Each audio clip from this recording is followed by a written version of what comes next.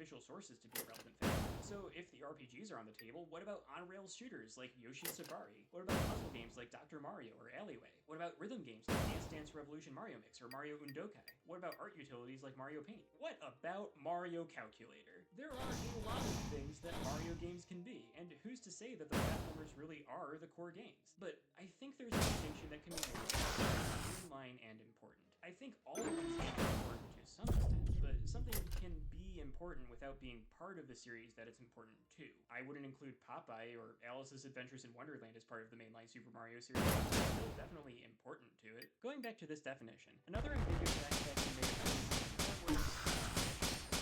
what's a reissue? On the Super Mario Wiki, reissue is the term used for remakes, re-releases, and ports. There's a lot of overlap between the meanings of these terms, so calling all of them reissues solves the problem of needing to delineate exactly which releases count as which thing. It is pretty common to categorically exclude all reissues from a list of mainline games, but as was discussed games count as reissues. The main question is, how much needs to be changed in a new version of an old game? Very from person to person, it can also vary based on context. If you're talking about the history of level design in the mainline Super Mario series, it makes sense for Super Mario 64 to be part of the original levels. If you're talking about the history of character animation in the series, it makes sense to use Mario 1 and the Lost Levels together as two versions of the same game, because the one reuses animation for Mario 1. If you're maintaining the official website for the Super Mario brand, it makes sense to include the new Super Mario Bros. U Deluxe game separately, because that is a product available now for the Nintendo Switch system. However, there are other ways in which the distinction between the original can be ambiguous. After all, what's the deal with Super Mario USA? But I think that subject has already been covered extensively by like every other video about the history of the Mario series, so I'll move on. In a very similar situation, there's Tetris Attack, which is a Yoshi-themed puzzle game which originally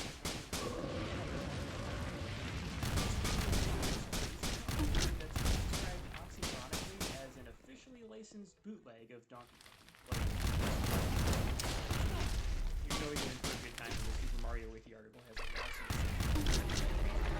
So you can read all the details of exactly what happened. Okay, you can read through all that on your own time. I'm going to move on. The games these examples may or may not count as reissues of aren't generally called mainline Super Mario games anyway, so it's not as relevant how they're classified. But you know what is Super Mario? Super Mario Bros. If you're looking at Super Mario Bros. 3, you're looking at a little game called Mario the Quick Change Artist. Nintendo Switch Online service. It's Mario 3, except you start in World 8 and give it a bunch of other games. So like, does this count as a different game from Super Mario Bros. 3? On Nintendo Switch Online, these two games are listed separately, so should a full list of mainline Super Mario games include both? Probably not. So what about NES Remix 2? The NES Remix games are these collections of weird remixed versions of classic NES games. Now, this absolutely does not mean that the NES Remix games are Super Mario games. In fact, the single game that the newest people called a distinct entry in the Super Mario series was the Wii U game NES Remix Pack, containing NES Remix and NES Remix 2. And yet, NES Remix undeniably contains disassembled and reshaped elements from mainline Super Mario games. There is a lot of mainline Super Mario in NES Remix. NES Remix 2 in particular is very relevant because it contains a game called Luigi Bros, which is an alternate version of Mario 1 where you play as Luigi and you go left instead of right. I love Super Luigi Bros in the game. So many simultaneous. It's a direct port that barely changes anything. Super Mario Bros. U Deluxe. It's Super Luigi instead of Super Mario. New Super Luigi U. It's a side mode within another game and it's its own standalone thing, like Bowser's Fury. What about Sweet Mario Bros. For the ultimate NES remix for the 3DS? It's Mario 1, but fast. That's it. It just increases the emulation speed. And who knows what they'll end up throwing in Nintendo World Championships NES edition when that game drops this July. Not to be confused with Nintendo World Championships 1990, which was the NES edition of the Nintendo World Championship. Hey look, that one had a weird version of Mario 1 in it too. But why stop there? If you're looking for weird versions of Mario 1 featured as submodes of other games, allow me to turn your attention to the WarioWare series. WarioWare is micro games, which are like mini games, but way shorter. And almost every game in the WarioWare series has at least one micro game specifically based on Mario 1. Earlier, when I was listing things that are officially titled Super Mario Bros., that list nearly doubles in length if you count micro games. But would you believe there's edge cases here too for how to count that?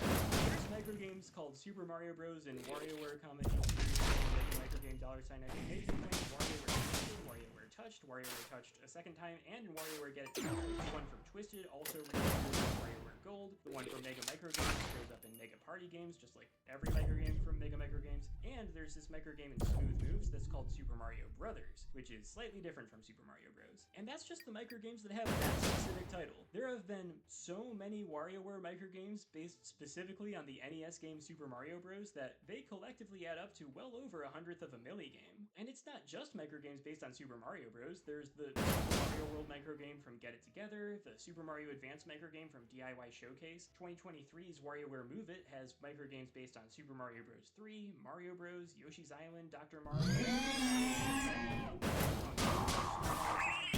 Mario Pinball Land, and the WarioWare series itself. And yes, depending on how much you know about WarioWare, it may or may not seem weird that there would be micro games based on other WarioWare games, but there are very frequently. In-universe, WarioWare is a game development studio that sells these micro games, and all the micro games you play were made by Wario and his friends/employees. These micro games are made by 9Volt, or sometimes a different number Volt, and 9Volt is a Nintendo fan making micro games based on his favorite games. And his favorite games include the WarioWare series, a series of games that he is from. There are ways you could try to interpret it so that it makes sense in universe, but the WarioWare games themselves are uninterested in addressing this question, and I love them for it. Anyway, are WarioWare micro games eligible to be considered mainline Super Mario games?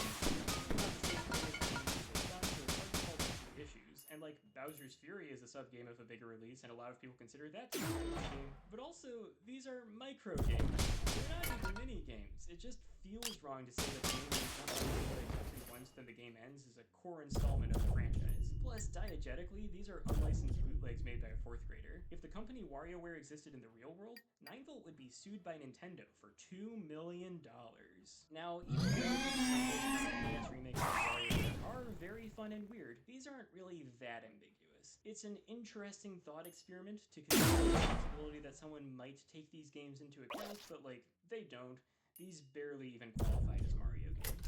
However, there's this one weird version of Mario 1 that really genuinely does make classifying the mainline series a lot more complicated. When I was writing my previous video about this subject, there's this one fact about Super Mario Bros. That I kinda didn't notice at the time. See, there's this arcade game called Versus Super Mario Bros. That I described as mostly using levels from Mario 1 with tweaks to make them harder, and with some levels taken from the lost levels. What I had failed to notice at the time was the relative distance between those games. Super Mario Bros. The Lost Levels and Versus Super Mario Bros. Were both released in 1986, but Versus Super Mario Bros. Came first. Not because the two games were in development simultaneously, but get them out first. In 2010, Shigeru Miyamoto directly confirmed that it was the experience of creating new levels for Versus Super Mario Bros. That inspired Super Mario Bros. The Lost Levels. Versus Super Mario Bros. Wasn't a combination of levels from two previously released games. It's the intermediary stage between Mario 1 and the Japanese Mario 2. And think about what that implies. Versus Super Mario Bros. Levels. The Lost Levels is a reworked version of Versus that adds even more original This is just the ship of Theseus again. Every individual part of the ship is replaced until nothing from its original form remains. Is it still the same ship? And if not, at what point did it become a different ship? Enumerating the games in the Super Mario series requires developing an answer to a classic philosophical paradox, and I cannot believe I somehow missed that the first time. At this point, it's time to take a step back and reconsider. I'll get back to this specific definition later. For now, I'd like to try a different approach. What practical reasons might there be to this? Okay, maybe not practical. What I mean is, what personal goals might someone have where it's necessary to know which games are mainline Super Mario games to achieve them? More simply, why does anyone care? As someone who happens to care about this subject quite a lot, I personally can think of a lot of reasons someone might care about this. Maybe you want to play every game in the series, but you can't do that without knowing what games are in the series. Maybe you're editing an article for a wiki that organizes information about a fictional subject by series, and you need to know where in the article a section about a specific Mario game should go. Maybe you're trying to figure out which AAA series of video games has the highest average Metacritic score, which you can't do without knowing for any particular series what games that series contains. But all of these reasons only make sense in a context where it's pre-assumed that the mainline Super Mario series even exists as a distinct subset of the Mario franchise. Any of these situations could be approached without necessarily making that distinction. So then, here's a different idea. Let's say you've heard good things about Super Mario Bros. Wonder, and you want to play it for yourself, but you've never played a Mario game before. And you don't want to jump into a recent installment in a long-running series without the appropriate amount of context.